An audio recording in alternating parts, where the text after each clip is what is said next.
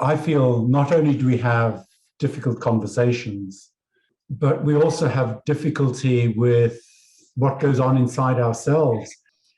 We may not be confident about dealing with these things ourselves.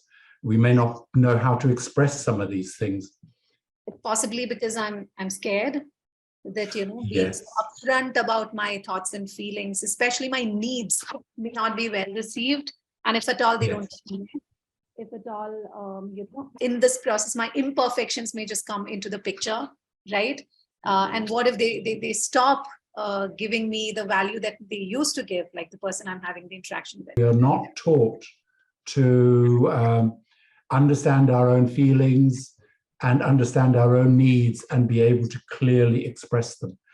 And that's quite a challenge. You're right. One of the reasons why it's so scary to kind of, very explicitly talk about my needs or feelings is because many a times I'm not clear on what those needs are. When my world is kind of undefined and insecure, and when it's all up in the air and I don't really know what's going on, there's unknown but very fundamental insecurities, then I'm useless. I can't make any decisions. You said you express things wrongly, but for example, I might be uptight, and so I don't respond appropriately to people. Yeah. I might get easily frustrated and maybe show my anger and irritation. And it's nothing to do with them. It's because of all the underlying circumstances that I'm not able to put my finger on. We avoid our difficult conversations simply because we don't know how to start the conversation. Sometimes let's say I'm just not in the right mindset to have a discussion, right? And then someone's kind of trying to reach me, especially if it's not someone who I'm very comfortable with or someone I feel very safe with. Then what happens is if it's someone outside of my comfort zone, then I could always say a clear no, or I could always mention that, I'm just not in the right mindset to speak right now. But instead of that, sometimes what ends up happening is I have to come up with excuses, right? I just create excuses which are half-truths, so that, so it's just my way of convincing myself that, I'm not really lying, but then I'm also, instead of just straightforwardly saying what needs to be said, I just create some sort of a scenario there. So you're creating additional problems by giving half-truths, and then you begin to feel guilty, and they know, the other person knows that you're giving excuses and telling half-truths. And so things just get worse and worse and worse all the time. While growing up, we're always, instead of helping us accept ourselves as who we are, we're often taught that there is this ideal self, right? There is this ideal boy, this ideal girl, and that is how you need to behave. That is how, you need to portray yourself to the society or whoever is around you, so that they accept you, because otherwise you're not going to really be accepted. I mean, you're always the teacher's pet if you behave, in a certain fashion. If you behave correct. We end up learning to kind of, mask and do all these like weird stuff so that people just don't see who we authentically are. And I think even my issue with the calls, right, and the way I deal with them maybe sometimes stem from there. If we can create safe spaces, not only for you, but you create it for me, then we can be authentic. Our conversations are so much easier to conduct. And we start by making people feel welcome, by being caring for the other person, showing an interest in them, allowing them to check in whichever way they want to.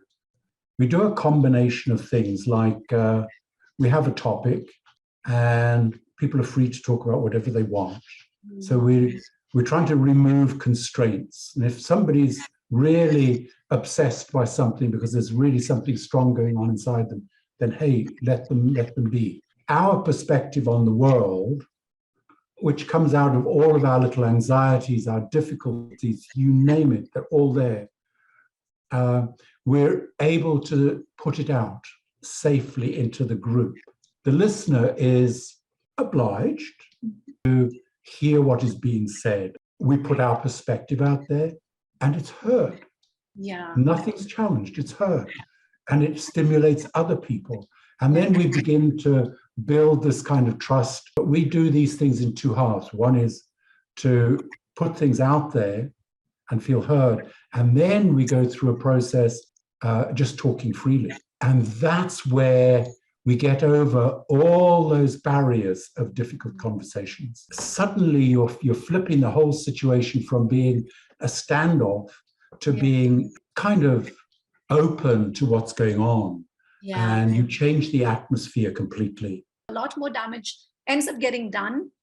Yes. Because I haven't said no on time than had I kind of just said. Managing your boundaries is a skill. And it's something that we hone, we sharpen this skill like any other skill. And in our cultures, we're not really taught to say no. We come out of our families, mummy and daddy are the bosses, and you're just a little person, and you don't know what's going on with you. But really, you're not a little person. You're an individual, but you're not taught to actually say no or say, I need more of this or whatever. And if you don't have the confidence with your skills, then you're not going to broach the subject.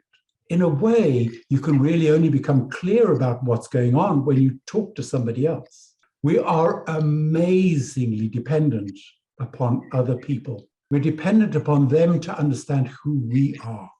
It's during these conversations and experiences that we have with another individual that we then learn so much more about ourselves, and that's how we become more and more aware of where we stand in terms of a lot of things.